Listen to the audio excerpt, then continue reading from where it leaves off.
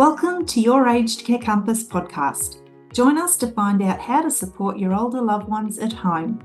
We're going to help you make sense of Australia's aged care system.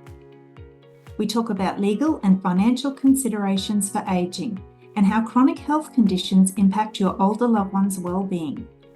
And we share real-life stories of where it went wrong for people and how we got them back on track.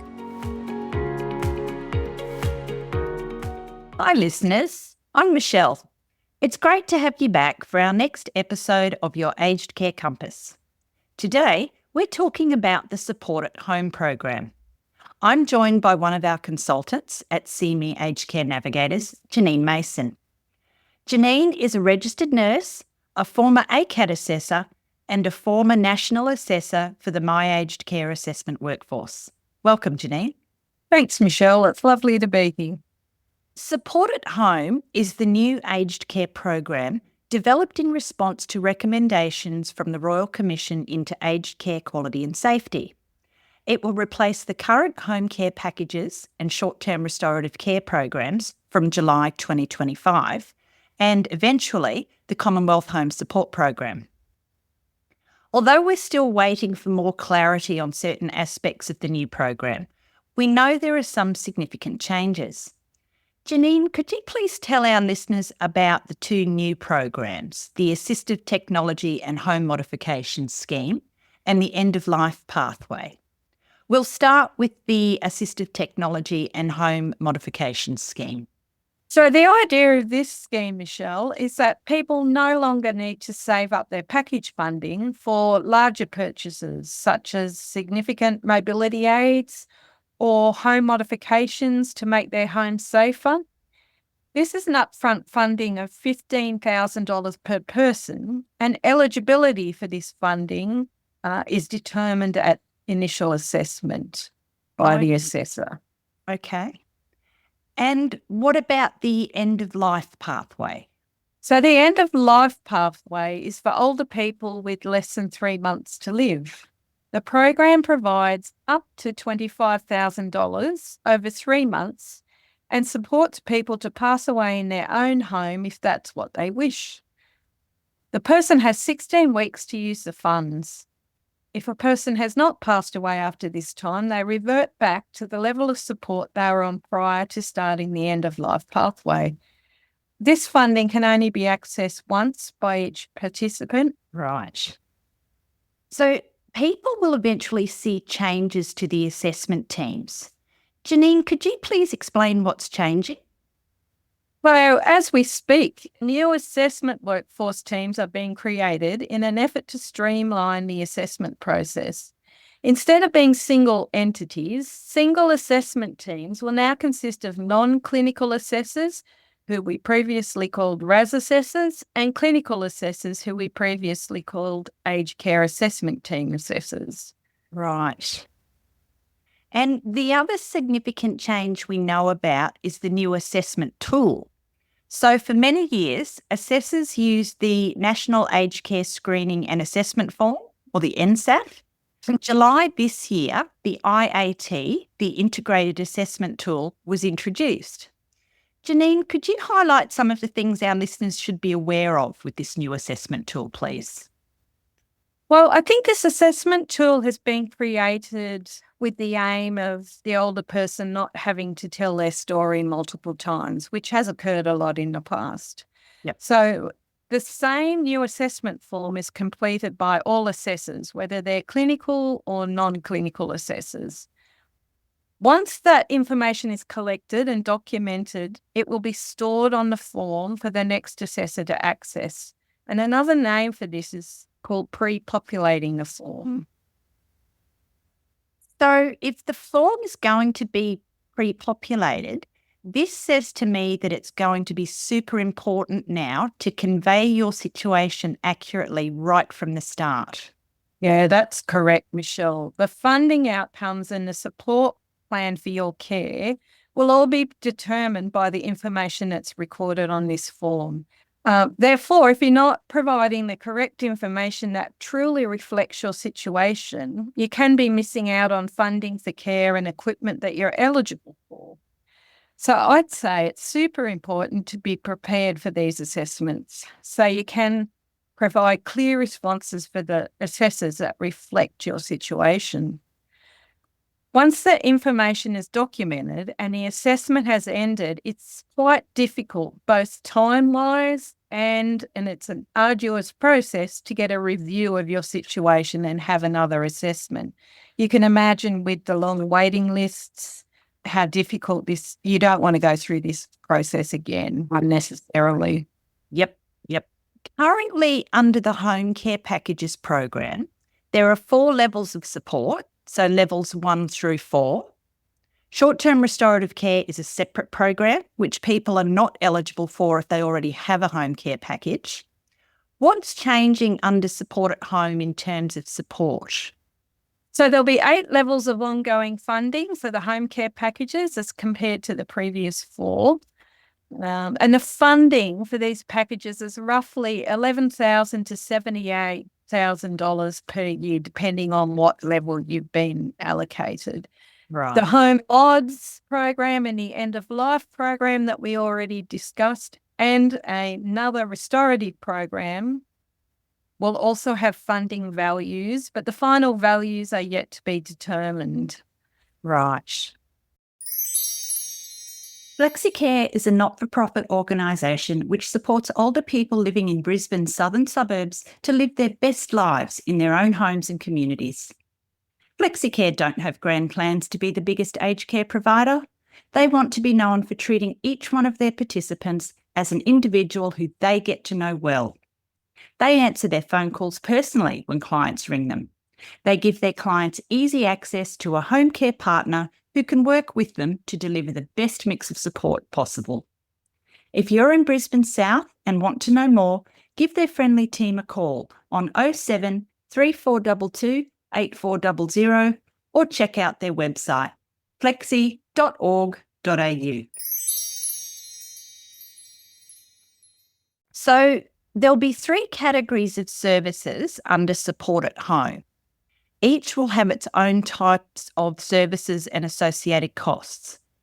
People are not automatically able to receive all services on these lists. And as you've discussed, Janine, they must be assessed as needing specific services.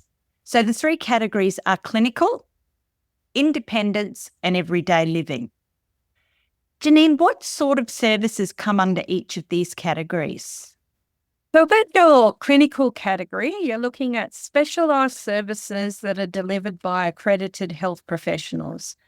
So we're looking at either registered nurse, treatments, physio, dietitian, speech, psychologists, any allied health programs.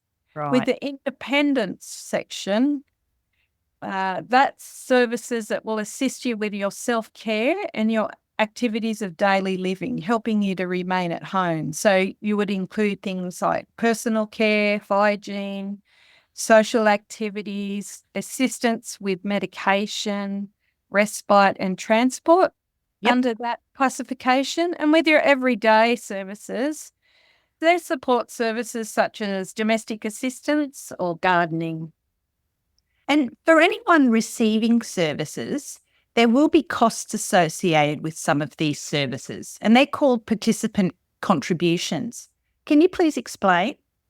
Yeah, there's been a definite change in participant contributions with all the new changes with support at home. So with the clinical care services, the accredited health services, there is no contribution attached. Right. With the independent services, the self-care assistance at home, there will be a request of a contribution of between 5% and 50% of the cost of the services received. And with the everyday services, such as domestic assistance, there'll be a contribution requested of between 17.5% and 80% of the cost of the services. So the lower contribution levels will be for full aged care pensioners, and the contributions will increase for part pensioners and self-funded retirees. Right. Now, we know the government will set price caps for each service under support at home. The provider cannot charge a client more than this amount. these prices have not yet been released at the time of us recording this podcast. There have been changes to the amount a provider can charge for care management too. Would you like to explain this, Jeanette? So in the past, the provider was able to charge a fee for administration, whereas now this administration of the package fee is accounted for in the service prices. But care management will be 10%, as providers will likely pool this funding across their clients, as some clients need a lot more care management because they're more complex with higher needs, and other clients don't need as much care management. Right. So, Janine, with your vast experience as an ACAT assessor, what do you think are the really important things for people to be aware of under the new assessment system? I think one of the most important things is to be prepared before you even make your initial screening or your initial referral. And every time you talk to someone from the My Aged Care system, I think you need to be prepared for the questions. Perhaps if you're driving in a car, that's not the time to be answering the questions, because your responses are very important as to how your assessment will proceed. So I think you need to be thinking about how much care you need. For carers, I think they really need to be sitting and thinking about roughly how many hours they're providing care, what they're providing care with, and very importantly, their level of stress and strain providing that care and whether they can keep providing that care at that level. As always, there's disadvantages to saying, I don't need any, on a good day, I'm fine, I don't need any help, or being brave and saying, no, I can brave it, because you're actually doing a disservice to yourself. And in these systems with a huge amount of pressure on the system, you will only be given eligibility to services that you're saying you can't manage. So you really need to be able to be clear about what you're having difficulties with and be honest so that you're eligible for the services that you deserve. Yep. There's been a bit of a change when people are contacted after they make a referral to My Aged Care. How does it work now, Janine? That's right. So after your first contact, or you might call it your first referral to My Aged Care, a team leader will get in contact with you, and their job is to triage or to decide the urgency of your assessment and who will be doing your assessment. So once again, very important that you've got some space to sit down and talk to this person and provide the proper answers. And as I said, they will determine the urgency of when you can have your assessment, and they'll also determine who will be doing your assessment, whether it would be a non-clinical person or a clinical assessor. This is a great time if you think you may not have reflected your needs properly in the initial contact, that you can correct everything and let them know that, yes, you are struggling if that is what's happening. Sometimes in the initial referral, we might not be quite as honest as we need to be. But this triage, this is another opportunity to express the difficulties that you're having. Right. Excellent. And with all the changes that are coming, has making a referral to My Aged Care changed at all? No, it hasn't, Michelle. It's still either online with My Aged Care or by phone, or you can ask other health professionals to make a referral on your behalf. Right. Okay. There's a lot of talk about grandfathering and the no worse off principle. We're not going to discuss that in detail because it's complex and it's not our area of expertise. What we will say is that anyone who was in the system, either receiving a home care package or in the national priority queue waiting for one, or had been assessed as being eligible, as of September 12, 2024, will be transitioned to support at home. Home care recipients transitioning to support at home from the 1st of July 2025 will retain their current funding level and will not have to do a reassessment unless their care needs change. Unspent funds accrued under the Home Care Packages program will transfer across to support at home. Grandfathering arrangements for participant contributions will also apply to people transitioning to support at home from the Home Care Package program. Janine, that brings me to rolling over unspent funds. There are changes there as well. Yes, Michelle, under the support at home, people will now only be able to roll over up to $1,000 or 10% of the value of their package, whichever one is greater per quarter.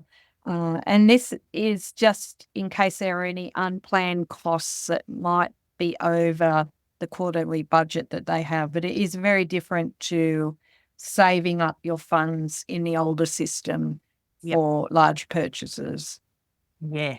Listeners, there are still a lot of things to be finalised with support at home, and hopefully they'll become clearer over the coming months. We've given you an overview of some of the bigger changes that are taking place and what they mean for you. Janine, thank you for joining me today. Your experience is very valuable. This is where we'll leave you today, listeners, and we look forward to having you join us again. Until then, take care. Hey Care community, thanks for listening to this episode. So you never miss a show, make sure you subscribe to our podcast. If you'd like to know more about what we do, head to our website, cmeacn.com.au.